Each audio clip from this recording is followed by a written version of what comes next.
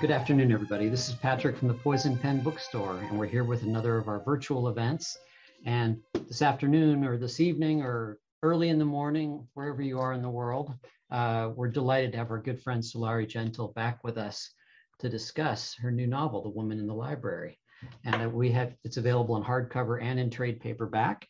And we don't have signed copies yet, but Barbara's going to go over this. Sulari is going to be coming through town in October, so we can hang on to a copy if you'd like, or have you send your book back, or we have options to get signed copies. So as always, I'm going to be monitoring the comments field. So if you have questions for Sulari, go ahead and put them in at any time throughout the hour, and they'll summon me back on screen, I don't know, a quarter till, something like that. I'll be happy to ask any questions you might have. So Barbara, over to you. Thank you very much, Patrick. Well, first, Sulari, a toast to you and to our book. I'm so excited to see it in print at long last. I'm absolutely delighted. It seems like it's had the longest gestation, this book. I feel like I've been writing it for years. Well, we were actually working on it way back when we were writing, let me think. I know that when we were editing When There's a Will, which is your 10th Roland Sinclair mystery, which coincidentally is set in Boston, that we had a conversation about it. Do I have some weird vestigial memory that at one point this book was connected with Kansas?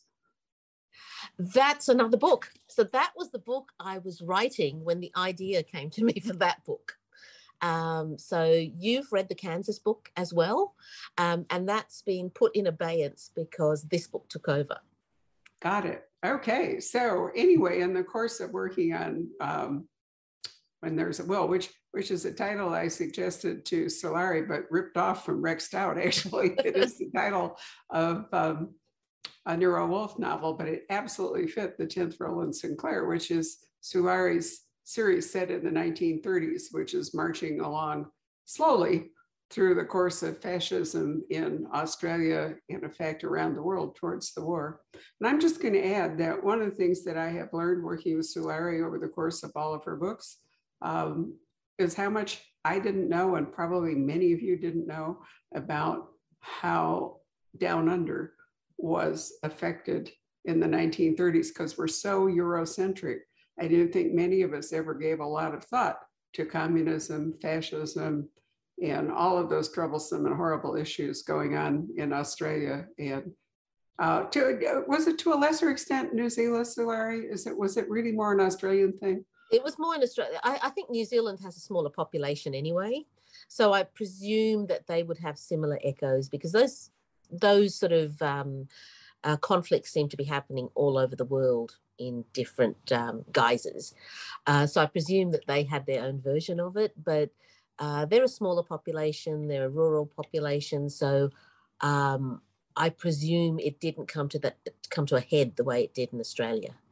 So the Roland Sinclair books, which are wonderfully eccentric, and Sulari and I have had numerous headbuttings about how the relationships. I keep wanting her to go one direction. She assures me in Australia it would never fly. So, I had to give up. But in any case, they are wonderful books if you're a fan of Jacqueline Winspear. Anne Perry has loved them and endorsed them. Rhys Bowen has loved them and endorsed them. So if you haven't discovered the Roland Sinclair mysteries, then you should. But Sulari wrote a book published in Australia, which won its Best Mystery, the Ned Kelly Award, which is basically the Edgar Allan Poe Award for Best Mystery, for a book that published called Crossing the Lines, but in the United States is known as After She Wrote Him. And it was a book that everybody wrestled to describe. And I had to look up metafiction in order to sort of get a handle on it. And Jeffrey Deaver, who wrote one of the truly great metafiction novels, I can't remember the title, but It All Travels Backwards. He loved it. Dean Koontz, out of the blue. Actually, do you remember that? Dean Koontz read it and volunteered an endorsement for After She Wrote It. So that was your first, Sulari, that was your first sort of, what do we want to call it? Hall of Mirrors, sliding door, authors within authors, and our characters real? Who's real in the book is a big question. I remember when you first sent me a note after I sent you that manuscript, and you said it was postmodern. And I'll admit I had to Google postmodern to find out what exactly that meant. I probably had already Googled it. And And so it was after she wrote him was, I suppose, my foray into writing about writing. So, you know, they always tell you to write what you know. And I've never followed that. With the Roland Sinclair series, I always followed that I wrote what I was interested in as opposed to what I knew.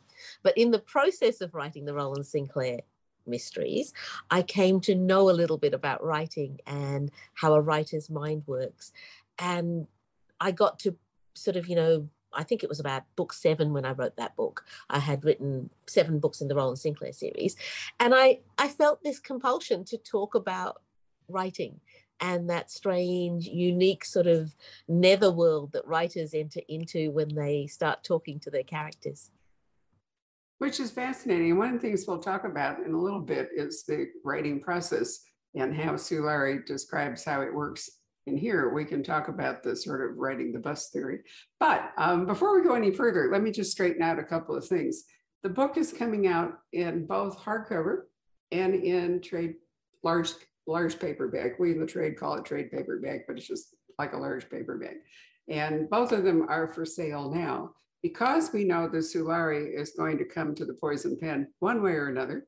And actually, I've just been talking to her about perhaps being our 2022 writer in residence, because that program went into abeyance during COVID. It's a program that Diana Gabaldon in the Poison Pen, we do it together. Anyway, we can save, but we're going to charge you now, but hold your copy of the hardcover, the paperback, till October. And the reason we have to charge you now is that the hardcover is going to disappear. It's going to reprint. So the first printings, which are the valuable edition, are going to go up like smoke because this book has had such astonishing reviews and publicity. So we're going to have to buy it now and then keep it until Sulari comes to see us. So if you go to our web store to buy it, be careful that you click on the paperback versus the hardcover. Because it's easy to confuse them because the covers are identical. It's really just the price on the web store that will give you a clue as to which is which. And I do think, you know, I like that design, Sulari, for publishing, but it really can throw readers, I think. Basically, the paperback is for people who just want to read it, and the hardcover is for people who want to keep it, want to collect it. It's for libraries, whatever. It's just how publishing works. So it's exciting either way. I also want to ask you, do you have a copy of the Australian book there? Because it has a very different cover. This is the Australian. Right. Cover. I saw it, and you had an Instagram post, and I thought, how interesting. Look at the difference. I mean, there's a woman, because after all, look at the title. But I do think that the treatment is quite interesting. And publishers do decide, you know, what will work in their own market, and there's no necessarily transfer. In fact, the reason Sulari and I got together was that at the Frankfurt Book Fair, I walked through a small selection of Australian publishers, and she had at that point, what was it, like 3 or 4? I think it was 4 Roland Sinclairs. And the cover was interesting. It didn't necessarily grab me, but it was interesting. And so I looked at the back and I thought, I love this stuff, you know, love the 1930s, love it all. Yeah. But we were in a hurry and I let it go. And then the next year when I came back to the Frankfurt Book Fair, they were still there. And I thought, it's a sign. It is the sign that I need to buy this series for Poison Pen Press. And so I did. And, you know, it was one of the best things I've ever done, Sulari. Thank you. I was thinking about that this morning, and, you know, all the sliding doors that happened to bring me to you and to make this, The Woman in the Library, come to be, because it was written as the dedication says, for you. I had no intention after she wrote him of writing another metafiction, but Barbara had been so engaged with that book, and I had enjoyed working with her so much. I wanted to write something for her. So that book would never have come into being if it hadn't been for my relationship with Barbara. And I was just thinking, what would have happened if Barbara hadn't walked past that book that day at Frankfurt, or if someone else had picked it up in between when she first saw it and when she second saw it. And I like to think, because it scares me how easily things could have gone off track. I like to think that it was always meant to be, that Barbara was going to be my editor, and I was going to end up with Poison Pen Press, even though I seem to take a circuitous route towards it. You know, I've often felt that too, Sulari. You know, when I went back that second year and I saw the book still there, and I felt like it really was a sign, you know, that if it was still there, therefore still available, that I'd be an idiot, you know, not to pick it up, that it was clearly meant for us. And I'm so delighted. I really love the Roland Sinclair books.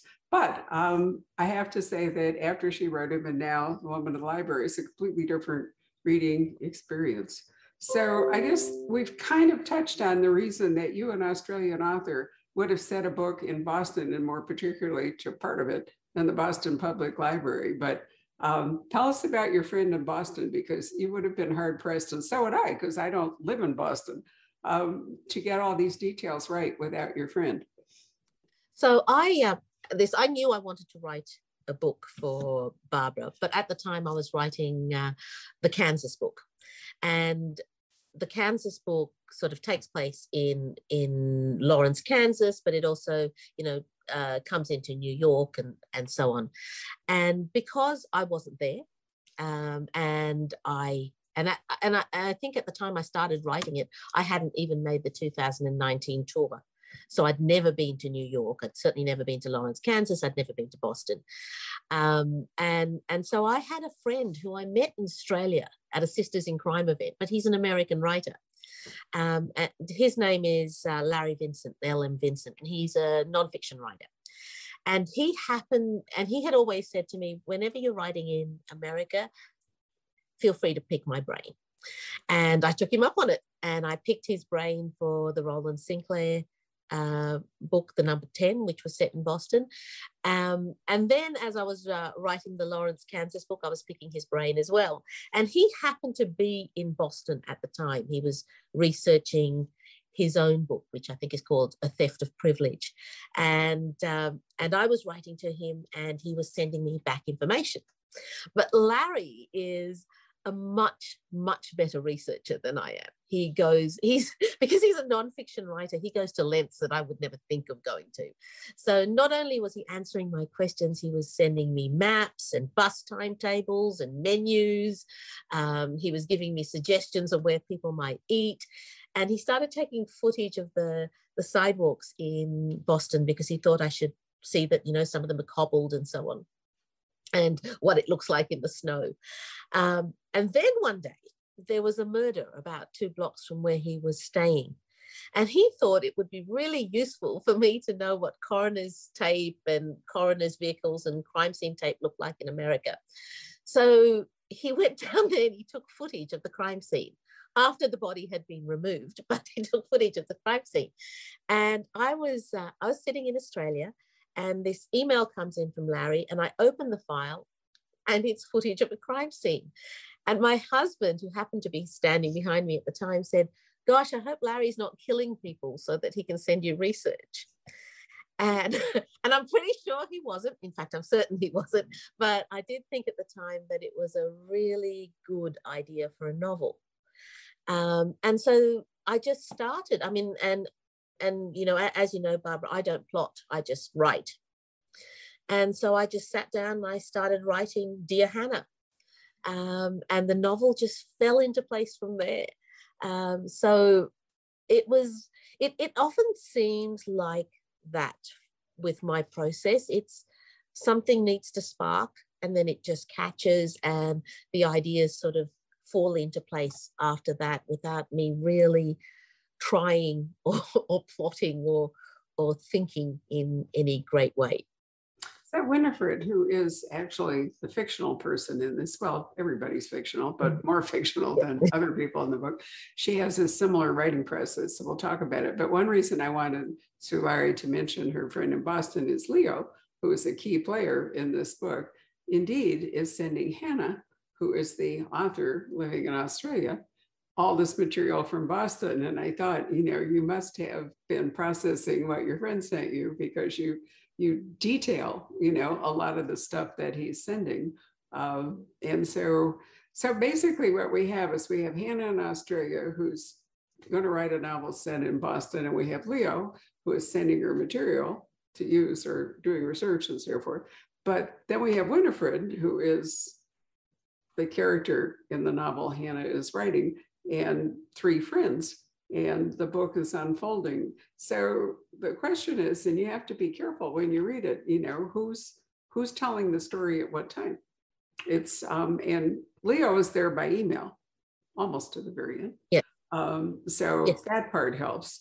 And then Hannah replies to Leo. But then we have Freddie, Winifred, and that whole story moving forward. And Sulari sets herself a real challenge in this book because well, you describe it. I mean, what happens when they are in the library? And, you know, all the way through the book, we keep wondering how you were ever going to resolve it. And it's hard for me to imagine that you didn't have some idea how you're going to get out of the corner or the box that you built for yourself. But in fact, she actually does at the end. She'll be happy to know. So set up the scene in the library for us because it's so cool. Okay, so I knew that I had Winifred, who was in Boston on a very prestigious writers' fellowship, and she's writing her first book, so it has to be worthy. And so she's sitting in the reading room of the Boston Public Library, and she's doing what I would probably be doing. She's staring at the ceiling, thinking, gee, that's a nice ceiling. And then she sort of lowers her eyes to the people sitting at the table with her, and she doesn't know their names, so she gives them little monikers. So the young woman sitting beside her is reading Freud, and so she calls her Freud girl. And the young man sitting across from her is wearing a Harvard College jacket, and so and he's got a very classically cut there's face, and so she calls him Heroic Chin. And the gentleman sitting beside him is starkly handsome, and so she just refers to him as handsome man. And so she's trying to actually just make up backstories for them. It's almost like a writing exercise to get herself in the mode for writing her novel. And it's while she's doing this that a scream rings out through the reading room, and it's a terrified mortal scream, and everybody knows that it's not a joke, that it's something serious, that something awful has happened. And everybody stops, and the security guards come in and tell everybody to stay where they are while they investigate. But nothing's found, nothing at all. It's almost as if the scream came from nowhere and disappeared into nowhere. But in that process, because they are stuck in the reading room together whilst someone's running around looking for a body, the four people at the table start to talk. And a friendship is founded where otherwise they may have just passed each other and gone on with their lives. At the end of that chapter, Winifred says, and Winifred's narrating this in first person, she says they go off for coffee at the map room, and she says, and so I had my first coffee with a killer. And I had no idea where that line came from. That's just what she said. And I remember looking at that thinking, now I have let everybody know that one of these four people is a murderer. And I'm going to have an interesting time playing cat and mouse so that it isn't incredibly obvious who the killer is. But also it has to be one of them. I can't pull someone in from elsewhere. But, you know, the scream happened while all four of them were sitting at the table together. I had no idea how I was going to resolve that. I had absolutely no idea which one of them it would be. And I had absolutely no idea how I was going to keep it from being incredibly obvious to the reader who it was, except for the fact that I didn't know who it was. So, you know, and I suppose that was part of the challenge. I did stop. I do remember stopping at that moment thinking, do you really want to do this? But I kind of have this mad policy of just forging ahead and seeing what'll happen. And so I just kept going. And it seemed to work. It seemed to fall into place. And I am it's the same with the Roland Sinclair novels. This is the way I write. I don't know who who the killer is, usually until about 2/3, 3/4 of the way through the book. And then I always get to that point where I think, oh, I've written myself into a corner. How am I going to resolve this? And what I've done in the past and what I did with this book is just to keep writing and hope that it all comes together. And it hasn't failed me yet, I don't think. No, it doesn't fail you. Actually, you up the stakes, because after there's this terrible scream and security comes and everybody runs around madly, there isn't a body. So, the next question is, if in fact the scream was of somebody in mortal terror or fear of their life, then where is the body? So, that's a major question, in crime fiction, is it's hard to move forward in a murder investigation without habeas corpus, so where is the body? So you added an extra challenge there, and I'm thinking she's never going to pull this off. I mean, and then, an extra question is, which we're not going to answer, is that it is one of the four, but in an age of really unreliable narrators, is in fact Winifred, who's narrating the story, is Winifred in fact the murderer, having coffee with herself? I mean, we can't trust you 100% on that. Well, and that's, I suppose that's part of it. When you're a crime fiction writer, ultimately the author is always the murderer. True. Now that you mention it, that is true. But she's not the author. She is. No, she's not the author. It's Hannah. No, Hannah's the author. Winifred is her creation, but Winifred is narrating. What we're seeing is Hannah's novel coming to life as Hannah is writing it, and we're getting input from Leo. So basically, everybody has an agenda. Leo has an agenda. Part of his agenda is that he has a manuscript and he is an unpublished writer, and he's hoping that Hannah will refer him to her agent or some useful thing will happen. So he's not completely disinterested in doing her research project. Hannah, who has this prestigious fellowship, and Sulari, in fact, is a person who has had, if not a fellowship, although maybe you have had, but you did have the grant to come to the United States with the other authors, which is the time you visit us in November 2019. Sulari and 3 other Australian writers had a grant from Australia to come to the United States, go to the Big Mystery Convention, ButcherCon in Texas. Then they all came to the Poison Pen. And then in a moment of total insanity of like 5 or 6 in the afternoon, they all decided they couldn't leave without driving to the Grand Canyon. And I'm going, no, but they actually did it. That's why I think we should have a novel set in Arizona that will be completely lunatic based upon the 4 lunatics that went to the Grand Canyon. But moving aside. No, we didn't actually drive to the Grand Canyon ourselves because we thought we couldn't do it. We didn't know the roads well enough. And there was a couple who came to that event at the Poison Pen who overheard us talking about it. And they picked us up at 8 o'clock in the morning, drove us there and drove us back. And it was just such a beautiful example of American generosity. I remember we were talking about it at the time. It was just such a lovely thing to do for people who were basically total strangers. But there was the crime writers in us, as we were standing there waiting for them to come up in their cars, thought they could be taking us away to kill us. And dump our bodies. No kidding. Well, you know what? Obviously, my memory is somewhat confused because I thought you had taken off that night after our event at the store. But this makes much more sense that you went. It makes much more sense. We went in the morning and came, and they drove us there and back. And and it was everything. I'm so glad we did it. I'm so glad it's I don't know that anyone can actually describe how phenomenal the Grand Canyon is and the sheer size of it. It's, I think I described it once as like looking into time.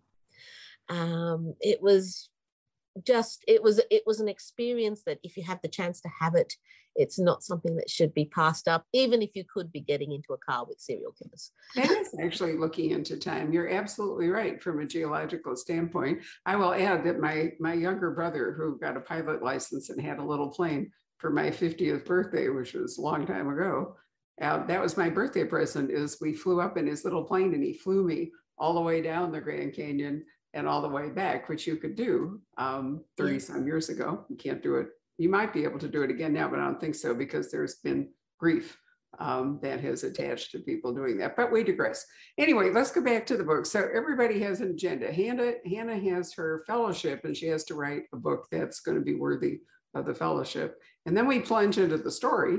And Winifred has an agenda. She wants to be writing a book. And we're not entirely sure what the other three people, who turn out to be named Cain and Marigold and Wit, we're not entirely sure what their agendas are and their backstory. And so that's part of what we learn as we move along, as to who these people had these name tags that Hannah gave them.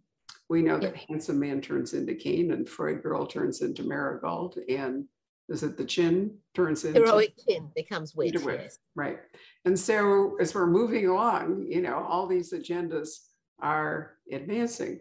But as we move along, Sulari tells us a great deal about her idea of the writing process. So now that you've heard this conversation, you will see that Winifred's method of creating her novel is very much Sulari's. I'm not entirely sure that Hannah's is. Is Hannah, do you think, of the same ilk? No, she seems more controlled. You don't actually hear anything from Hannah. All you see is the chapter that she writes in response to Leo. And it's interesting, a lot of people read the book and they think they've heard from Hannah directly. And I suppose in a way they do, because you can find an author in their work, and the choices they make, who they give you as a protagonist or a hero, who they cast as a villain, the obstacles that they throw in their way, and the way they write a story gives you, I think, a really good insight on who a writer is. So I think readers picked up on that when they were reading Winifred's story. That's all they heard from Hannah. They didn't hear anything else. You never saw her response to Leo except for those chapters. So I suspect that Hannah is a little bit more controlled, but she is getting feedback from Leo. And I do see a point at which she changes where the story is going as Leo starts to become a little darker as an advisor. So in the beginning, Leo is everything you could ever want from a colleague and a fan and a friend. He's so enthusiastic about her work. He's willing to help. He's really flattering.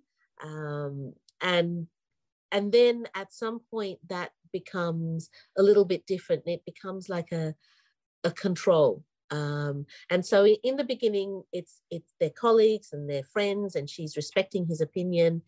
And then at some point, he starts to get a bit dictatorial about his opinion and his demands about where her book should go. And that's kind of a process that many authors have been through with fans who become friends, or fans who you have an extended correspondence with. There's often a point at which you need to sort of pull back and reclaim your story, because really enthusiastic fans can sometimes get a little bit too invested in where they think the story should go. So I did want to play with that a little bit. Mm-hmm. It's also a problem for editors, I might say, that, it's very difficult sometimes. I've never really forgiven myself for a very cruel thing I did, but it was entirely by accident, with an author who had written a perfectly marvelous book in which an opera diva was a major character, and it was set in Atlanta. And it was very much about people of color in, that Atlanta is basically the New York for that and so forth. But at the end, the fate of the singer, he didn't know enough about opera to know that it was the wrong fate. And I should have just shut up, but I was so invested in the story and I loved it so much up to the moment when, he didn't do what it, and I told him about it, and I think it was just the worst thing I've ever done in ways. I ruined it for him, because I was right, but it was too late to fix it. And it was his story. And it really, Sulari, taught me a lesson about editing that I've tried to respect, which is, it's not my book. My job as an editor is to help your story come out. And, it's easy to get heavy-handed as an editor and think where it goes. And sometimes the only time it ever was okay was and an author we took from another publisher, and he was a wonderful writer, but he wrote a book, and no matter how, he just wouldn't listen to advice. He absolutely was determined to finish this book, even though I did everything I could to persuade him. Marilyn Stasio reviewed it in the New York Times, and basically her review was, he should have listened to his editor.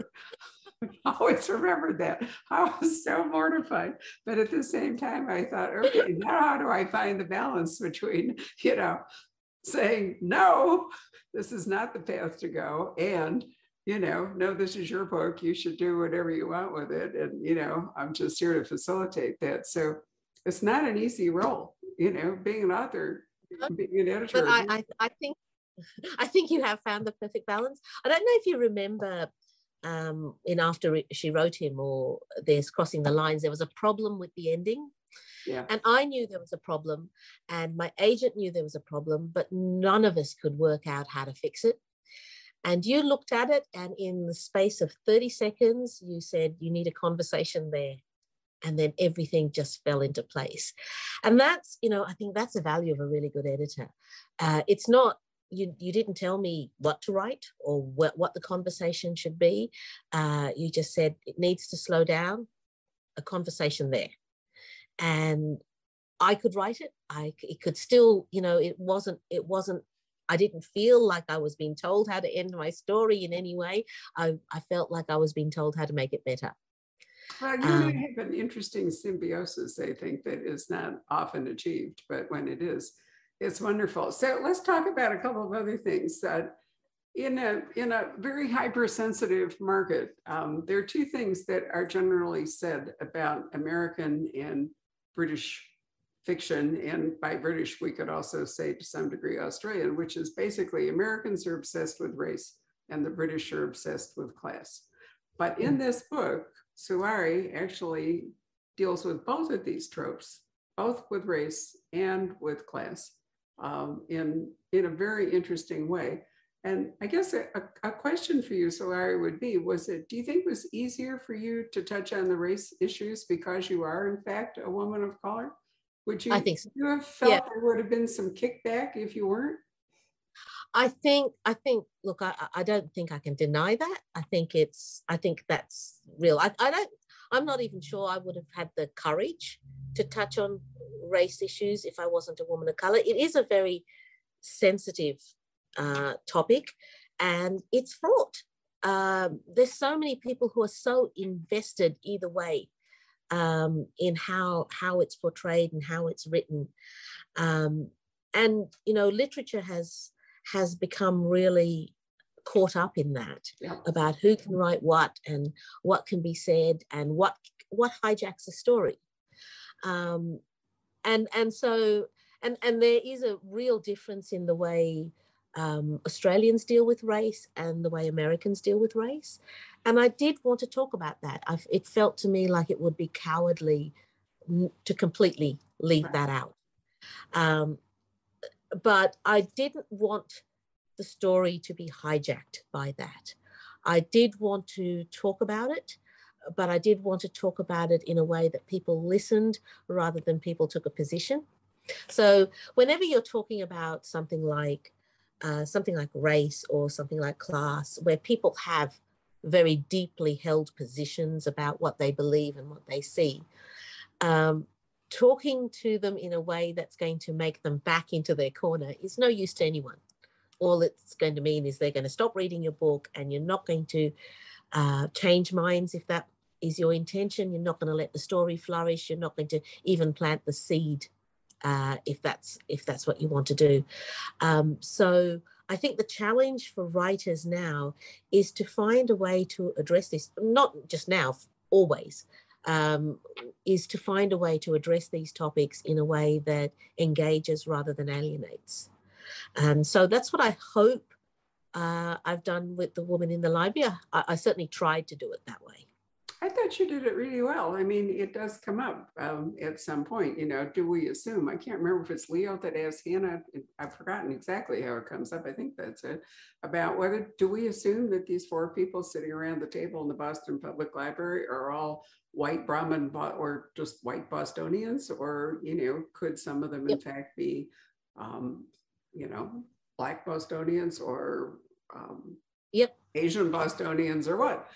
So, you know, is that automatic assumption? But where the class part comes in is when you talk about the community, because class very often in America is defined by where you live. In Britain, it's a, you know, it's a, in fact, there's a new book out about, you know, how to, for Americans, about how to translate class in terms of the British sensibility to it. Part of it's language, part of it is, you know, what you show up for, you know. I mean, there are a whole lot of rituals and, you know, understood things in Britain that if you don't know about them and you don't observe them, then you've automatically put yourself into a different class, because, you know, it's like the cool kids in high school have their, you know, they already have their, so if they show up and they're all in, you know, like white socks or something, and, you know, the not cool kids don't get the message and show up in something else, then right there it's, but I thought the way you dealt with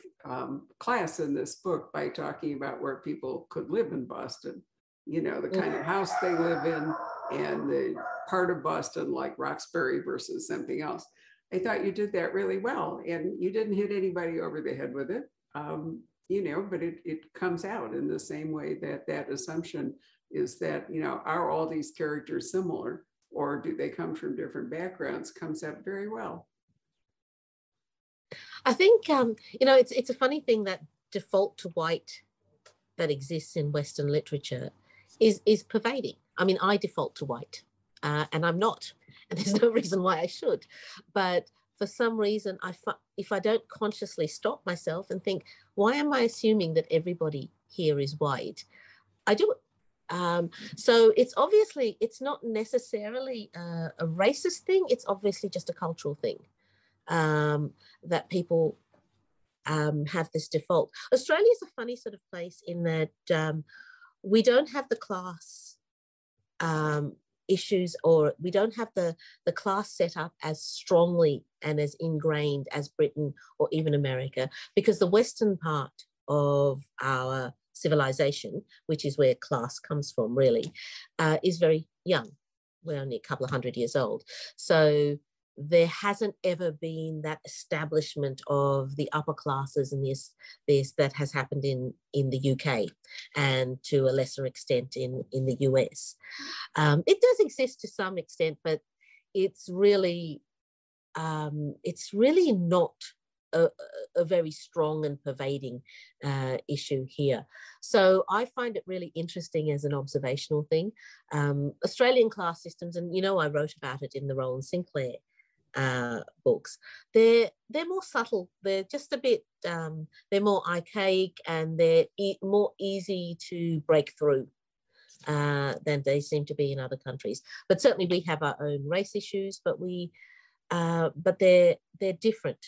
And it's always surprised me that race issues are so different between the UK and the US and Australia. Well, you know, you do on page, because I marked this because I wanted to mention it, on page 15, and this does come up, as you say, in the Roland Sinclair books, but Winifred here is talking, and she says, I smile remembering Margaret Winslow from the board of directors of the Marriott Scholarship, who was so proud of being a sixth generation Australian. Now that's very much like the Daughters of the Revolution. That's a colonial kind of experience. But then you go on to say, which I think is an excellent point, in the country of the oldest living civilization in the world, some 60,000 years of Indigenous history, 6 generations seem to pallid boast. And, you know, Australia has a pretty brutal relationship with the, what you want to call them, Aborigines, but anyway, the native population has been hideously treated in Australia. And, you know, we certainly did the same thing here to our native population. Canada has a very unhappy relationship with what they call First People, I think it is. So all these colonial powers, you know, take pride in how long they've been in whatever the country is. But in point of fact, they are the immigrants, they're the invaders. But I hadn't really stopped to think that Australia, 60,000 years of Aboriginal history. I mean, that's remarkable. And in fact, it's now been extended to 70,000 years since I wrote that book. So it's they found more evidence that that it was longer than they thought. It's remarkable and it's beautiful. And for such a long time, we didn't understand Aboriginal culture. And because, you know, the Indigenous peoples of Australia are not one tribe, they're many tribes. So they're not one nation, they're many nations. Much like the Indigenous people of America. Yeah, we tended to just, you know, there's in the past, Australia, you know, just regarded them as Aborigines. They were one. In fact, you know, our constitution classed them as fauna. So that's how bad it was. But there's so, you know, we have a long way to come and a lot of recompense and a lot of things to make up for that 200 years of Western civilization, for what we did to our native peoples. But I think one of the things that I noticed when I was in America is that that is recognized in Australia. So we don't ever begin, say, a meeting like this without recognizing the land on which we stand. So if I was speaking in an Australian Zoom, I'd start off by saying, you know, I'm Sulari Gentill. I'm on the lands of the Wiradjuri people. I extend my respects to elders past and present. And when we were in America and we were touring, it felt weird to start events without that acknowledgement. And I presume that, you know, in America, you had native peoples who once owned that land. So it's a kind of thing that has a almost direct parallel. Actually, not far from the Poison Pen is, in fact, land still owned by the Pima Indians. There is a Pima Indian reservation just a few miles east. So, you know, what we've done is create these reservations that, you know, that people were put in, and now in places like Oklahoma, that's beginning to break up. But one of the major Indian populations in Oklahoma, the Cherokee, were marched there from North Carolina. And that was a tragic thing. So, you know, the whole history of it has been awful. And I think all of the Americas have had a colonial experience, and Australia too. So you can't, I think I really like the way you pointed that out. Let me also say that there was a sentence on page 34 that really caught me by surprise. Opening sentence: "Dear Hannah, I think I may be in love with Marigold. She's probably driving me nuts in person, but on the page she's luminescent. She steals the scenes." Now that is Leo writing to Hannah about a character that Hannah's created. But in addition to addressing race, did we assume that all these people were basically heterosexual? I mean, we didn't, you know, gender is another question that is such a hot button at the moment. And here in America in June, we are actually celebrating what they, you know, Gay Pride Month. And I've learned some new vocabulary words. One word I learned the other day: dead names. Do you know what dead names means? Yes, I did. I do know what dead names mean. And that, I mean, that's it's a tough way to regard it. And I can understand it from one perspective. Your dead name is what you were in the past and what you move onto.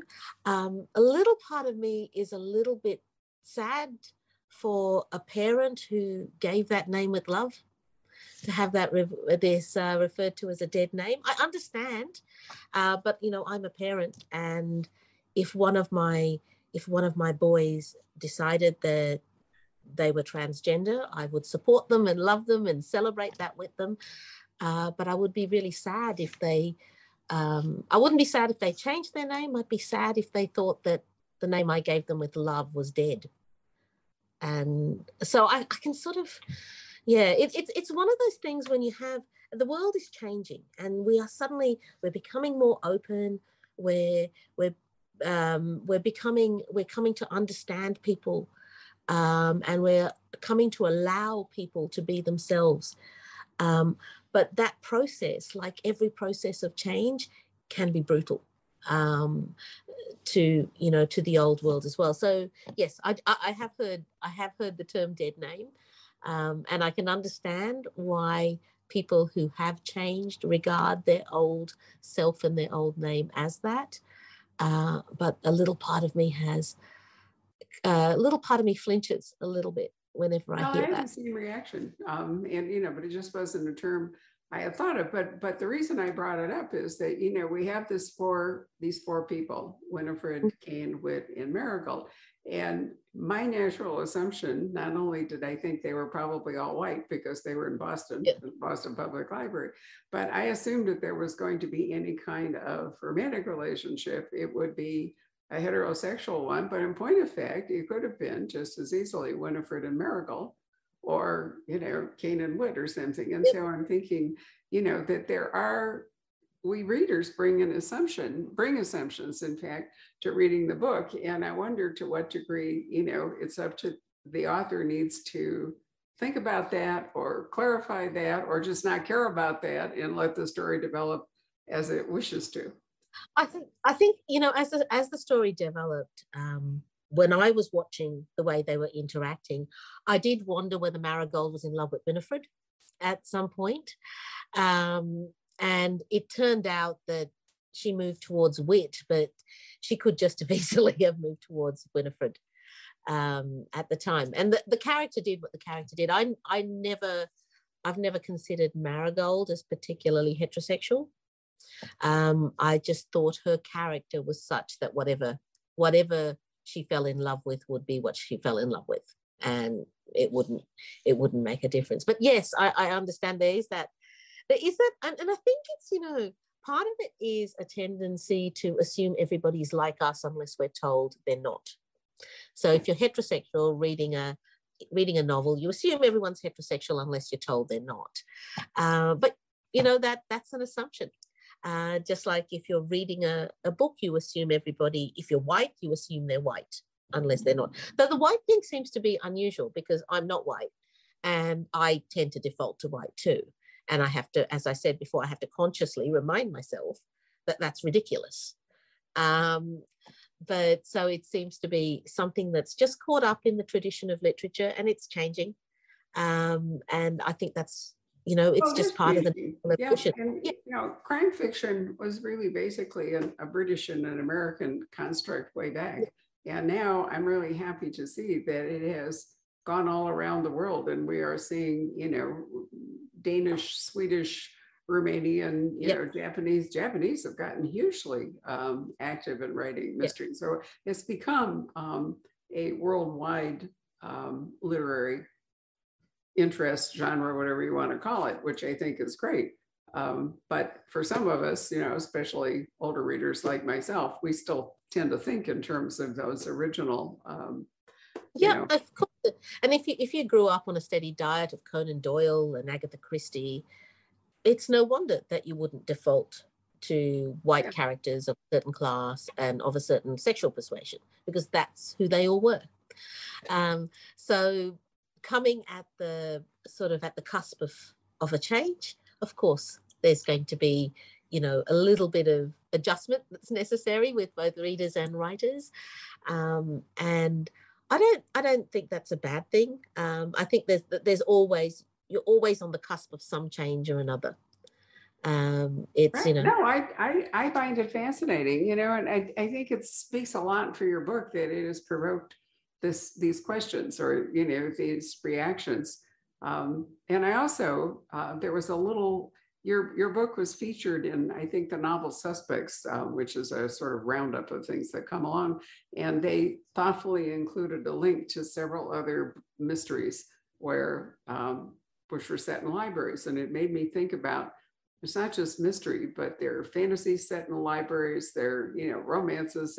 There's a whole thing for readers about the, publishing, writing, libraries, books, the whole bit. It's like, it fascinates readers. So I'm also thinking, you didn't have to do this in a library. I mean, they could all have met in the bar and, Yep. like Robert Parker, didn't. So why did you pick a library? Could have been a restaurant. I wanted to write a book within a book. And I was writing about constructions of stories and the way the outside world influences what goes into a story. And it seemed really natural that that you would open that book in a place that's really a vortex of books or a vortex of stories. It seemed like almost the perfect place to set a book within a book, and this whole notion of stories tumbling into the one thread. So I thought about this story as, the thread with Leo and Hannah, and then the thread with Winifred, and then also the book that Winifred was writing, and as three separate things that were being braided and plaited together. And so it seemed like going to the place where stories are kept and housed and respected and loved seemed like the perfect opening. So it was it was as simple as that. There wasn't any particular grand plan to, incorporate shelving or anything of the sort. The other thing was also that at the time when, when I got the message from Larry about the crime scene, he was also spending most of his days writing in the reading room of the Boston Public Library. Right. So I have this fanciful need to believe in the stars aligning, and it seemed to me that was what was meant to be. Well, libraries are repositories of wisdom. Their books are considered magical. I mean, if you think of books, many like religious conspiracy books and so forth, the thing they're always looking for is a book or a document. Occasionally it's a relic or something, but most of the time, knowledge was passed on once we got to writing by, in books and documents, and they take on a not only sort of a sacred quality, but a very civilized quality. So there's a shock, the body in the library, the Agatha Christie book that so many people, it's that shock of the uncivilized in a place that is, sort of hallowed in terms of civilization and knowledge. How can there be a murder in a place that is like that? But the other thing is that the library really works as like the Agatha Christie country house for your book. You need to have a closed environment where only X number of people can be, in fact, suspected of the murder. So the library works in the same way that, as I said, a country house or, variations on that, a theater, or everybody's on an ocean liner or something. You have to limit your field of suspects or the whole thing gets completely away from you.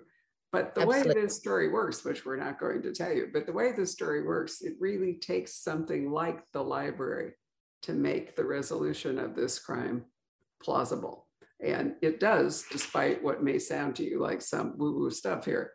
It does actually, it is plausible. And I'm so impressed that Sulari got there with her non-linear, non-outlining process, although there is a glorious thing in the book where somebody who does follow the sort of Jeffrey Deaver obsession, with outlining and all, creates a kind of giant spider web in which to write, by having actual string, I think it is, or something, connecting all the points, which I really love, and which is a great contrast to Winifred just kind of, riding along on the bus.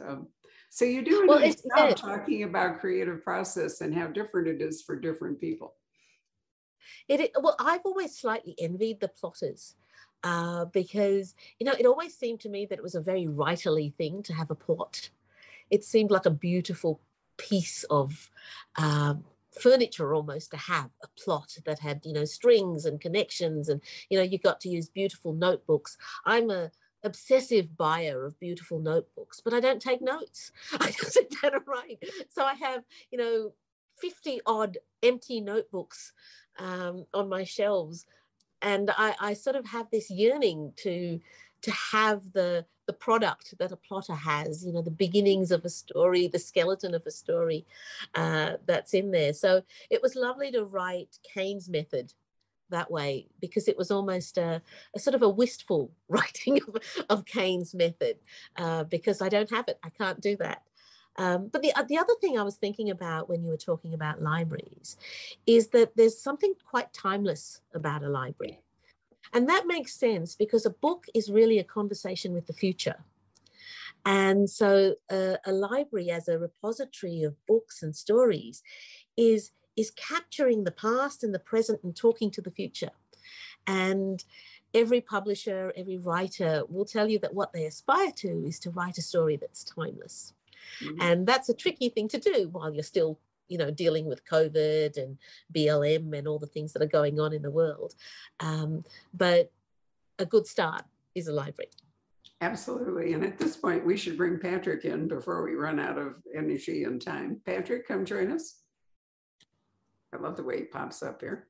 There he is. Do we have any comments or questions, or we stunned everybody?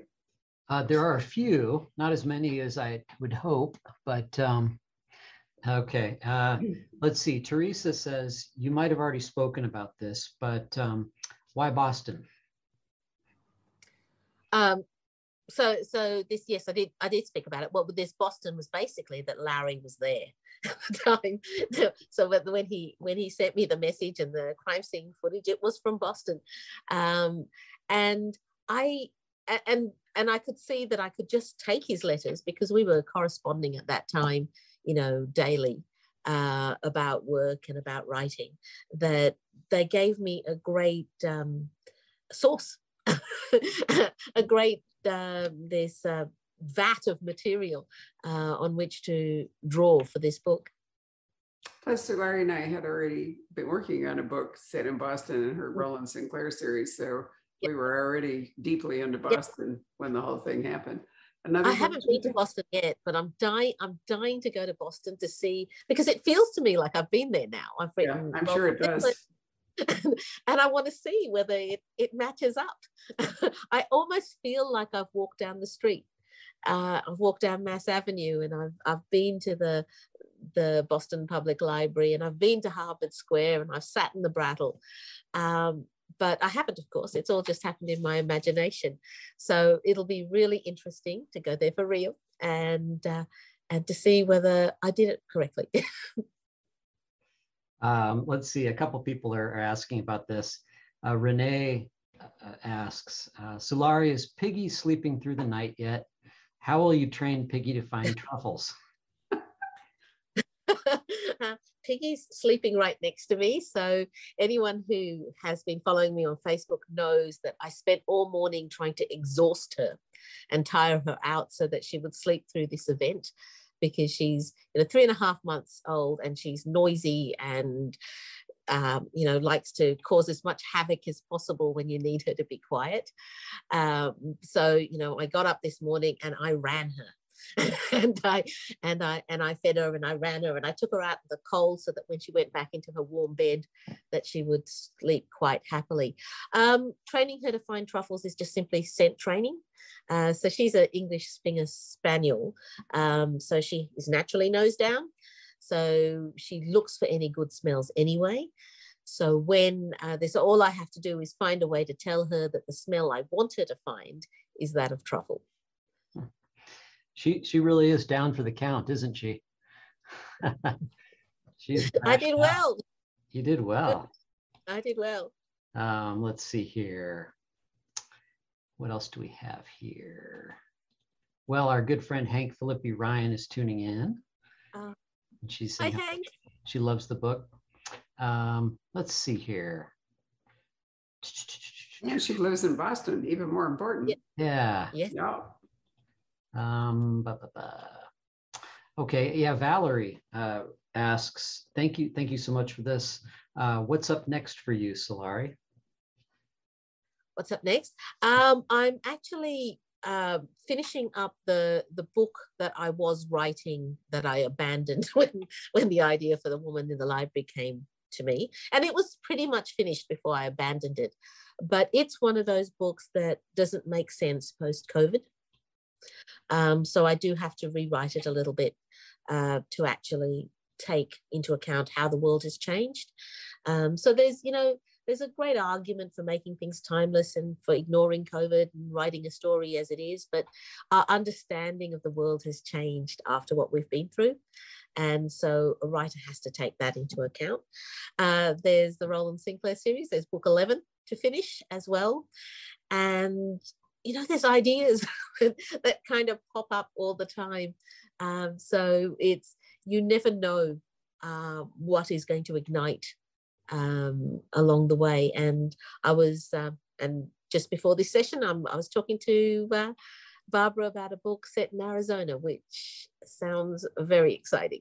So I'm already starting to play with ideas. Both of us are already starting to play with ideas. That's for sure. One of the wonderful things about Sulari having written after she wrote it, aka Crossing the Lines or The Woman in the Library, is that she's already done things outside the series for which over which we met and for which she was known for a while, and that gives her an opportunity to pursue different kinds of novels, because only a few, there's a very specific set of ideas that will fit the Roland Sinclair books, given, their time period and the cast you've already got and so forth. So Roland Sinclair could not have been, the protagonist. That group could not have been the people that we meet in The Woman in the Library. So I think it's great that Sulari has established herself as a novelist of considerable range already, which gives her the freedom to do that. It is always a challenge in publishing, isn't it? When you become known as a writer of a particular type of novel, yeah. It's always a difficulty to jump into another type. So having done it, I suppose it's given me a key to the other kingdom that I can sort of cross over when I need to. But for me, it's always been about what story takes me at the time. I've been very indulgent as a writer. I've written the story that's actually obsessed me at that moment, rather than thinking long term about what I should be writing. And I think that's probably how I'm going to continue, because I suppose the way I write, I need to be obsessed with the story for it to come to me, because I have no plot to fall back on. Right. Well, so far it's worked out pretty well for you. So let's not break your pattern for the moment. Yeah. Yeah. Anything else, Patrick? Well, Teresa would like to know, what are you reading right now? Anything really good? What am I reading? Yes, Benjamin Stevenson has a wonderful book called Everyone in My Family Has Killed Somebody. I'm reading that at the moment and enjoying it immensely. It's also metafiction. So funnily enough, you have two metafictions books released very close to each other. So I think it's released in the US. It's certainly released in Australia. But it's again, very meta and also very, very funny. Excellent. Yeah. The only other things that are, I'm getting a few last minute questions here. Lisa Holstein, our good friend, is tuned in, and she's just saying how much librarians are excited about The Woman in the Window, or excuse me, The Woman in the Library. I bet they are. Yeah. Renee, maybe as a good final question, Renee asks, have you always wanted to be an author? No, I didn't realize. I had no idea. I was, I went to university to study astrophysics. And the reason I went to university to study astrophysics, when I was a child, when we first migrated to Australia, we came from Africa. So we came from very temperate Zambia, and we landed in Melbourne, which has very, very, very hot summers. And we had this little brick veneer box in the suburbs, which was, no insulation, no fans, no air conditioning. And at night in Melbourne in the summers, it doesn't get any cooler. And so we were being baked in this little, in our house. And what we used to do is we used to trot out onto the lawn, the entire family, and sleep on this newly planted lawn in this new suburb and look up at the sky and just lie there, because you couldn't sleep in the house. Couldn't really sleep on the lawn either, but it was more comfortable. And we'd stargaze. And in those days, you could still see the stars from the suburbs of Melbourne. And my father would tell us stories that were written into the constellations. So the stories of Eridanus and the Dioscuri and so on. And it was one of those memories that I forgot until much later in life. But I always had this feeling whenever I looked up at the stars of feeling thrilled and inspired and absolutely in awe. And I thought that that meant I should be an astrophysicist, which is why I trotted off to university to study astrophysics. And in that first year, I discovered that my professors seemed to think that, you know, my wonderful constellations were just stars or balls of gas, and everything could be described by mathematical formula. And I realized that what I had fallen in love with was the stories that my father had told into the stars, as opposed to the stars themselves. And you would have thought that at that point, I would have realized that perhaps I wanted to write, but I didn't. I was obviously particularly obtuse adolescent. And I just thought, oh, well, then I'll just do law. And so I became a lawyer, and I was a lawyer for about, I think 10 years. And I was, you know, perfectly happy being a lawyer, but I was one of those people who became a serial hobbyist. So I'd pick up these crazy hobbies, do them intensely for about 6 months, master them, move on to something else. And I started writing in exactly the same way. I had, you know, done ceramic doll making, and I'd built grand walls, and I'd learned how to pregnancy test cows, and I'd finished the welding course. And I thought, oh, well, I need to keep occupied. I'll write a novel. But it was one of those things that as soon as I started, you know, within hours of writing or starting to write, I realized that this is what I should have been doing all along, that it was as natural as breathing, and that I suddenly felt like I was breathing properly for the first time in my life, and that I wasn't ever going to stop. So that's kind of how it happened. And then I sort of wound back my legal practice, and I've been writing full time ever since. But if you hadn't had those experiences, you wouldn't be the same writer that you are. Absolutely. Absolutely. Everything. The wonderful thing about being a writer is everything you ever did before and everything you're doing now is material. That's really true. I mean, that's why it's so rare to find a really sensational 20-year-old novelist. I mean, occasionally one sort of comes along, but the truth is you just haven't had enough life experience most of the time. So you could write objectively about something, but it's very hard to. And in this book, the way Sulari creates the lives of these characters, I mean, it isn't just their reactions going forward from the body in the library, the woman in the library, the screen, but it's who they are, who they were, you know, their whole lives coming up to this moment. And that's hard to do if you haven't had any kind of life of your own to create lives for other people. Yeah, I think it's something that I suppose you don't understand when you're 20. If you'd asked me that when I was 20, I would say, of course I understand people, but you don't. And there's something about, well, I didn't. There's something about the years that actually sort of age the way you look at things. And I think they make you more able to look at things with perspective and to look at things from a different perspective. Certainly the law honed that for me, to look at things from the other perspective. But I also think that I like to think that over the years I've become more tolerant, kinder. And I think that helps you write a better story because you're not so judgmental of your own characters. You let them be who they are. And that allows you to write a more complete human being rather than a character that's been judged and pushed into a straitjacket of of that kind of certainty that you have when you're 20 as to how people should be. That's a really excellent point. And I will add, since Sulari and I both have had legal training, that one of the great things about it, whether, she's not practicing law and I'm now a bookseller, not a lawyer, but what it does is it's a problem solving thing. And it gives you confidence. If you have trained in the law, it gives you confidence that you can, in fact, solve problems as they come along. And it also, it's forward thinking.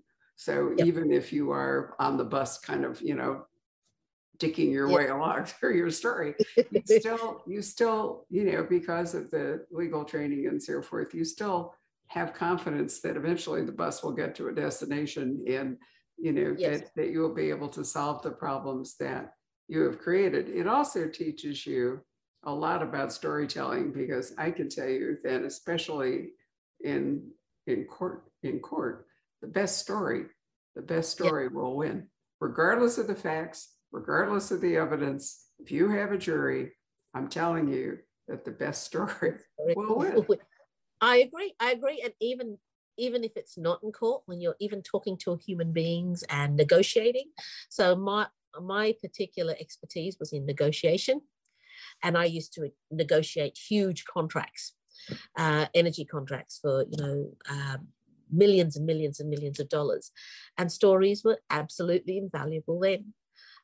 You could persuade people with stories. You could put them into shoes. And so I think the law is one of those professions that actually does teach you about the power of storytelling, and it does allow you to hone that ability. I agree entirely. Well, that's one reason, as I said, Sulari and I get along so well. Anyway, it's really been a joy to spend some time with you. So, Sulari, thank you very much. Patrick, thank you for doing the hosting. This is truly an amazing book, and we definitely recommend it for a reader of any stripe, because there's so much to unpack in the book. And it's a wonderful way of looking at the world as it is, and perhaps the world as we wish it were. So, bye, everybody. Thanks for joining us. Good night. Thank you. Or in your case, Sulari, good morning. Enjoy the rest of your day. The puppy's just waking up. So are mine. I can hear them thundering at the door. Bye. Bye. Hello. We hope you're enjoying our programs and podcasts with authors. We'd like to expand them, and your help would be appreciated. Please make a donation at poisonedpenfoundation.org. 100% of the proceeds will go to help connect authors with readers in this difficult time. Thank you.